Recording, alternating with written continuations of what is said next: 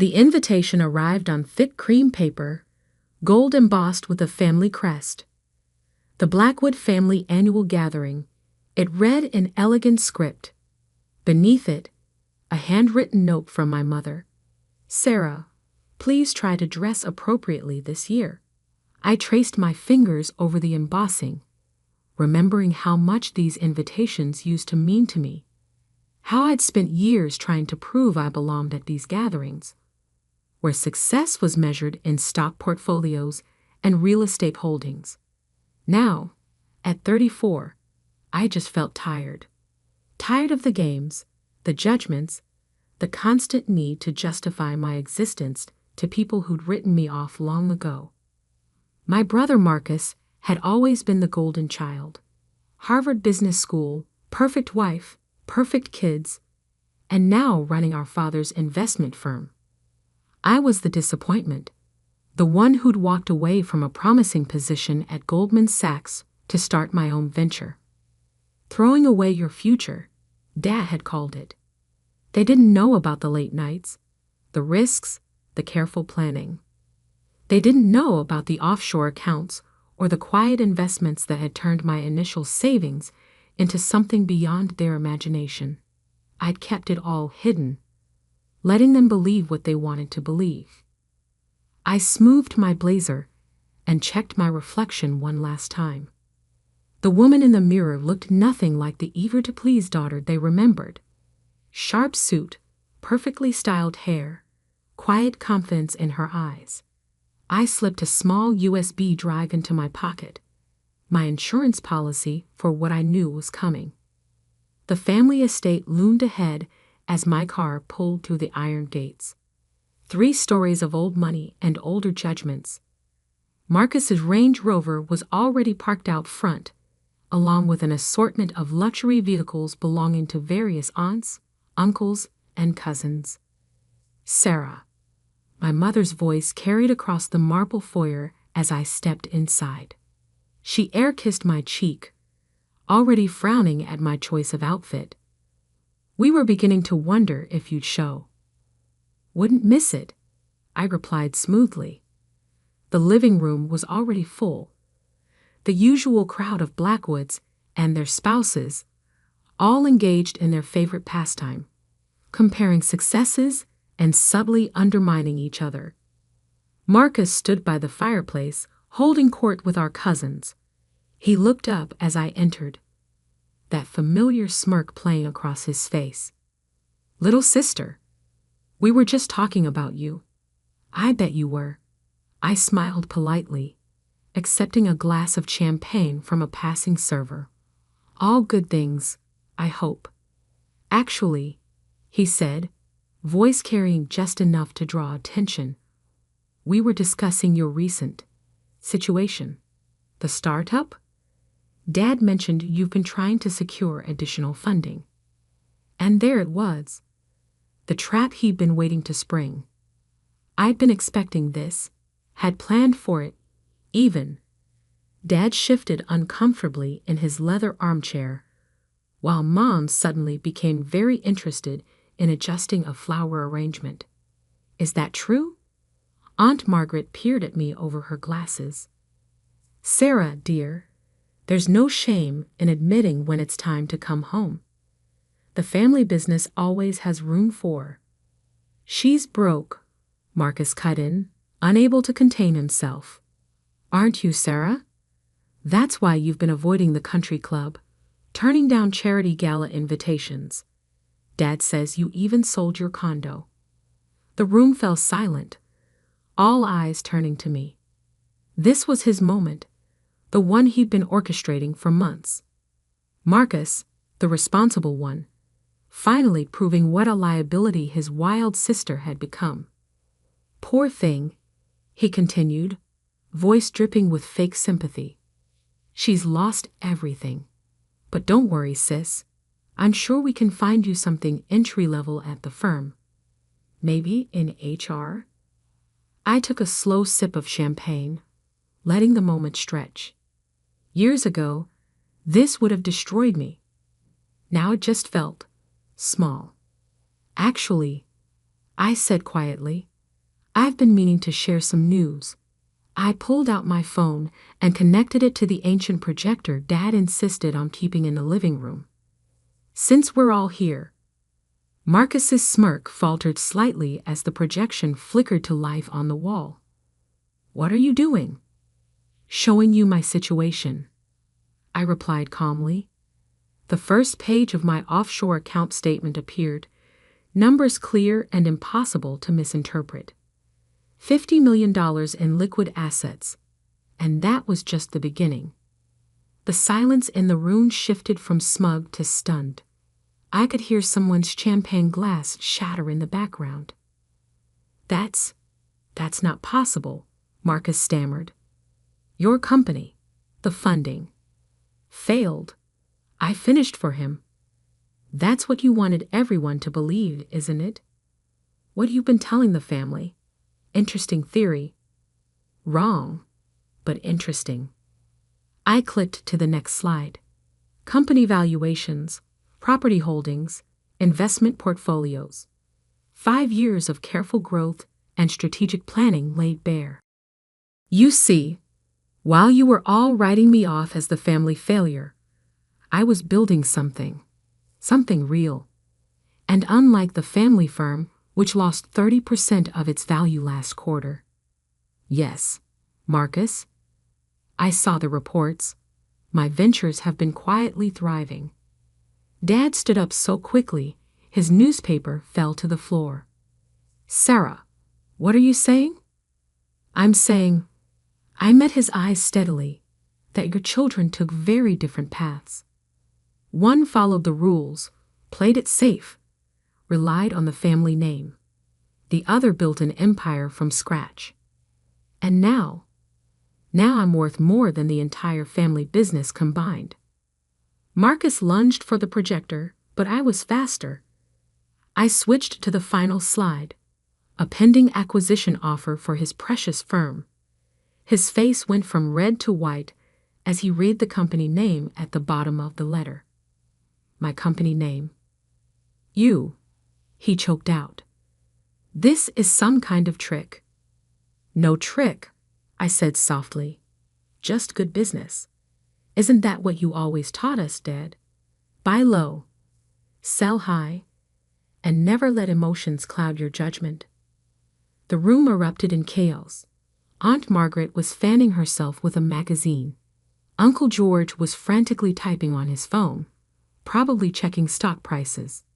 And Marcus just stood there, champagne glass dangling forgotten from his fingers, staring at the evidence of everything he'd gotten wrong. Mom stepped forward, her society smile cracking at the edges. Darling, why didn't you tell us? Would you have believed me? I asked simply. Or would you have assumed I was lying, like you believed everything Marcus said about my failure? The truth hung in the air like smoke, impossible to wave away. Years of dismissal, of snide comments at family dinners, of being the cautionary tale they whispered about at country club brunches, all of it shattered by a single bank statement. I gathered my things, ready to leave them with their shattered illusions. But before I reached the door, I turned back one last time. Oh, and Marcus? About that entry-level position? I think you might be needing it more than me. The board votes on the acquisition next week. I'd update your resume if I were you. The door closed behind me with a satisfying click, leaving only silence and the faint sound of my heels on marble. In my car, I finally allowed myself a small smile. The game they'd been playing for years had just changed forever. And I hadn't even shown them everything yet. I didn't sleep that night, not because I was worried, but because my phone wouldn't stop buzzing. Text messages, voicemails, emails, the Blackwood family network was in full meltdown mode. Aunt Margaret, darling, let's do lunch. Just us girls. Uncle George. Very impressive presentation. Perhaps we could discuss some investment opportunities. Cousins I hadn't heard from in years suddenly remembered my existence. But nothing from Marcus or Dad. Their silence spoke volumes. I sat in my home office, watching the city lights flicker beyond floor-to-ceiling windows. The view from the penthouse never got old, though none of my family knew I owned it. Just like they didn't know about the tech incubator I'd built in Singapore or the sustainable energy patents I'd acquired last year. The wall of diplomas caught my eye. MBA from Stanford, advanced degrees in software engineering and international finance. All earned quietly while they thought I was finding myself. The latest edition made me smile. A feature in Forbes, carefully framed, but not yet hung. The Silent Billionaire. How one woman built a tech empire in secret. My phone buzzed again. A message from Lisa, my chief operating officer. Board members from your father's firm have been calling nonstop. They want to move the vote up to Monday. Of course they did. Marcus would be scrambling, trying to block the acquisition. But he was 3 moves behind in a game he didn't even know he was playing. I typed back, "Let them. Everything's ready." A soft knock at my door interrupted my thoughts. "Come in, James." My assistant entered, tablet in hand. "Ms. Blackwood, you have a visitor downstairs. Your brother." I checked the time. 11:47 p.m. How does he look? Like someone who just lost his kingdom, James replied with a slight smile. Security asked if you want him sent away. "No," I said after a moment. "Send him up. And James, have the files ready." Marcus looked nothing like the smug heir apparent from earlier. His tie was loosened, hair disheveled, that carefully maintained mask of superiority cracked wide open. "How long?" he demanded as soon as he walked in. "How long have you been planning this?" I gestured to the leather chair across from my desk. "Planning what, exactly? My success? Or your comeuppance?" "This is our family's company," he spat. "Dad built it from nothing. You can't just swoop in and take it." "Actually, I can. And technically, Grandfather built it. Dad inherited it, just like you were supposed to. The difference is, I built something of my own." I opened my laptop, turning it to face him. "But since you're here, let's talk numbers. Your management of the firm has led to a 30% drop in value. Client retention is at an all-time low. 3 major accounts have quietly begun moving their assets elsewhere." His face paled. "How do you know about that?" "I know everything, Marcus. Every mistake, every covered-up loss. Every time you blamed your team for your bad decisions. Did you really think nobody was watching?" He slumped in the chair, the fight draining from him. "What do you want?" "Want?" I raised an eyebrow. "I don't want anything from you. I'm offering you a way out. The board votes on Monday. When they accept my offer, and they will, you have 2 choices." I slid a folder across the desk. He opened it with shaking hands. "Option 1, fight me, lose spectacularly, and watch your reputation in the industry crumble. Option 2, step down gracefully, accept the generous severance package I'm offering, and start fresh somewhere else." "Generous?" he scoffed, but I saw his eyes widen at the number. "This is blood money." "No, it's business. The thing you claim to understand so well while mocking my choices. The difference is, I learned from watching Dad's mistakes. He built a company. I built a future." Marcus stood abruptly, the folder clutched in his hand. "Dad won't let this happen. Dad doesn't have a choice. The voting shares are already secured. Would you like to know how?" I pulled up another document, one that made him sink back into his chair. "Remember Aunt Catherine? The one you all dismissed as eccentric. Before she died last year, she signed over her shares to me. Not to mention the proxy agreements I've built with minority shareholders over the past 3 years. Face it, Marcus. It's over. Why? His voice cracked. Why do it this way? The secrets, the planning. Because you never would have taken me seriously otherwise. You needed me to be the failure, the cautionary tale, the sister who couldn't hack it in the real world. It made you feel better about your own mediocrity. He flinched as if I'd slapped him.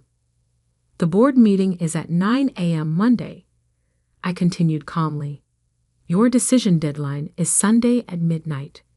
Oh, and Marcus?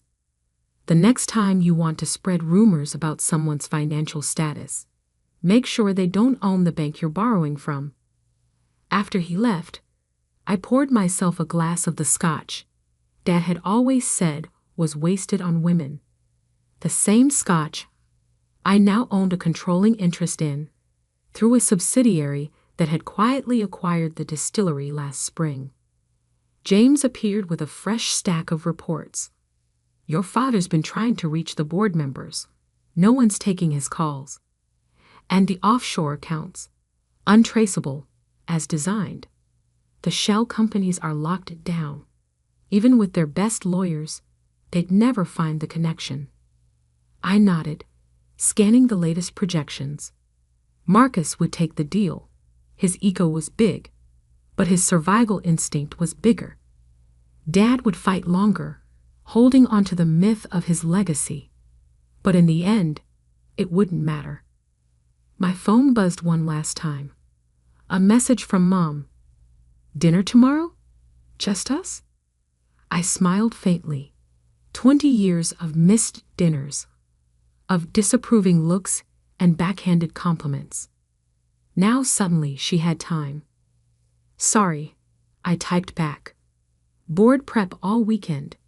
Maybe next time. Setting my phone to do not disturb, I turned back to the window. Somewhere in the city, my brother was probably drinking himself into anger or acceptance. My father would be in his study, realizing his empire was slipping through his fingers. And me? I was just getting started. The real question wasn't whether I'd win. That was already decided. The question was how much of the truth I should reveal at Monday's meeting.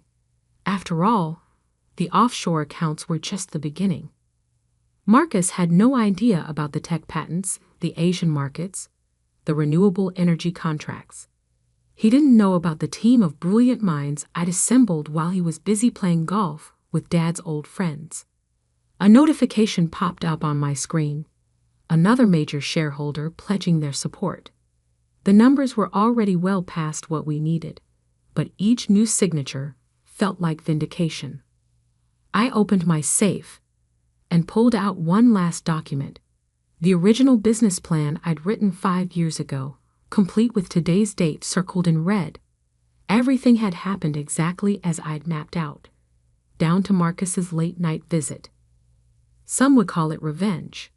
I called it revolution. And Monday would be just the beginning. Monday morning dawned clear and sharp, the kind of autumn day that feels like a fresh start. I stood in front of my closet, considering the armor I'd wear for today's battle. The choice was deliberate. A black Alexander McQueen suit that cost more than Marcus's first car, Louboutin heels, and my grandmother's sapphire pendant, the one piece of family jewelry I'd kept. The board members are all present, James informed me as I stepped into my private elevator. Your father arrived early, trying to corner them individually. Marcus signed the papers last night. Of course he had. Self-preservation always was his strongest trait. And the media? Financial Times, Wall Street Journal, and Bloomberg are all waiting for the press release. The Forbes photographer is on standby for after the vote. I nodded, checking my phone one last time. 16 missed calls from Dad, 5 from Mom, a single text from Aunt Catherine's old secretary. She would have loved this. The Blackwood Financial Group's headquarters took up 30 floors of prime Manhattan real estate.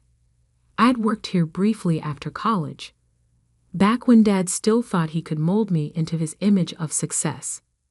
Now, walking through the marble lobby, I felt nothing but calm certainty. Miss Blackwood, the security guard nodded respectfully, already informed of the changing winds. The board is waiting in the main conference room. I could hear raised voices before I even reached the door. Dad's distinctive baritone carried through the wood. This is impossible. There must be some regulation against. I pushed open the door, and the room fell silent. Every head turned. Board members, legal counsel, and there in the corner Marcus, looking like he hadn't slept in days. "Good morning," I said smoothly, taking my place at the head of the table. The seat had always been Dad's. The symbolism wasn't lost on anyone. "This is outrageous," Dad started, but the board chairman, Mr. Richardson, cut him off. "Robert, please. The votes are already confirmed. This meeting is a formality." I opened my briefcase, removing a single folder. "Shall we begin?" "Sarah," Dad's voice cracked slightly. "Whatever we did, whatever drove you to this, we can talk about it. As a family." "That's exactly the problem," I replied calmly. "You've always seen this as a family business. I see it as a business, period. And right now, it's an underperforming one." I gestured to the screen behind me, where James had pulled up the quarterly reports. 30% loss in value, client exodus, failed expansion attempts, and that's just the surface. Marcus shifted uncomfortably. He knew what was coming. The Asian Market Initiative? Dead in the water. The tech division? 5 years behind current innovations. While you were all celebrating maintaining the status quo, the world changed. And now it's time for new leadership. Leadership? Dad laughed, but it sounded hollow. "You abandoned your position here, ran off to play entrepreneur." I smiled, pressing a button on my laptop. The screen filled with logos, dozens of them, representing companies across tech, energy, finance, and real estate. "You mean these companies? My companies? The ones I built while you were telling everyone I was lost. Take a closer look, Dad. See if you recognize any of them." His face paled as he scanned the names. 3 of them were major clients he'd lost recently. 2 more were vendors who'd suddenly raised their rates. And there, right in the middle, was the offshore investment firm that had been quietly buying up Blackwood Financial Group shares. That's not possible," he whispered. "Oh, but it is. You taught me well, Dad. Buy low, sell high, and never let emotions cloud your judgment." I just applied those lessons differently. I turned to the board. "You've all reviewed the acquisition proposal. My offer stands at 40% above current market value, full retention of existing staff except senior management, and immediate implementation of modernization strategies." Mr. Richardson cleared his throat. "The board has already voted. The motion passes unanimously." Dad slumped in his chair. Marcus stared at his hands. "Now," I continued, "let's discuss the future. James?" My assistant distributed new folders to each board member. "These are the first phase changes. Digital transformation, AI integration, sustainable investment divisions. Everything the company should have done 5 years ago." "And current management?" someone asked. "Marcus has accepted a transition package. As for the CEO position," I looked directly at Dad. Retirement benefits are generous. I suggest taking them. The meeting continued, but Dad didn't speak again. He just sat there, watching as his kingdom transformed in front of him. When the final votes were recorded and the papers signed, he stood slowly. "Why?" he asked simply. "Why not just tell us? Would you have listened? Or would you have dismissed me, like you dismissed every idea I ever brought to this table?" He had no answer. As the board members filed out, many stopping to congratulate me, I felt a strange mix of triumph and sadness. Not for what I'd done, but for what it had taken to earn their respect. "Miss Blackwood?" James appeared at my elbow. "The press is waiting." I nodded, gathering my things. Marcus stopped me at the door. "The family dinner," he said quietly. "This Thursday. Will you still come?" I considered him for a moment. "Will there be more announcements about my financial status?" He flinched. I deserved that. "Yes, you did. But yes, I'll come. Someone needs to explain to Mom why her country club membership just had upgraded to platinum status." Later that evening, alone in my office, I opened the safe one last time. Inside was a letter my grandmother had written me before she died. "Don't let them define you," she'd said. "Build your own empire and make it so big they can't ignore it." I smiled, thinking of her, the only one who'd seen past the family's expectations to what I could really become. My phone buzzed, a news alert. The story had broken. Blackwood Financial Group acquired in surprise move. Unknown tech billionaire revealed as founder's daughter. Below it was a quote from a market analyst. "This could be the most brilliant long-game takeover we've seen in decades." If they only knew, the family firm was just the beginning. I had bigger plans. Plans that would reshape not just the Blackwood legacy, but the entire industry. I poured myself a glass of scotch, Dad's favorite brand, now my brand, and looked out at the city lights. Somewhere out there, my family was reeling, reevaluating everything they thought they knew about their failed daughter. But I wasn't failed. I wasn't lost. I was exactly where I'd planned to be. The empire I'd built in silence was finally stepping into the light. And this time, there would be no more whispers, no more doubts, no more need to hide my success. I raised my glass to the city skyline, to new beginnings, I whispered, and to never underestimating quiet daughters again. Tomorrow, the real work would begin. But tonight, I would savor the victory that had been 5 years in the making. After all, success is the best revenge. And I was just getting started.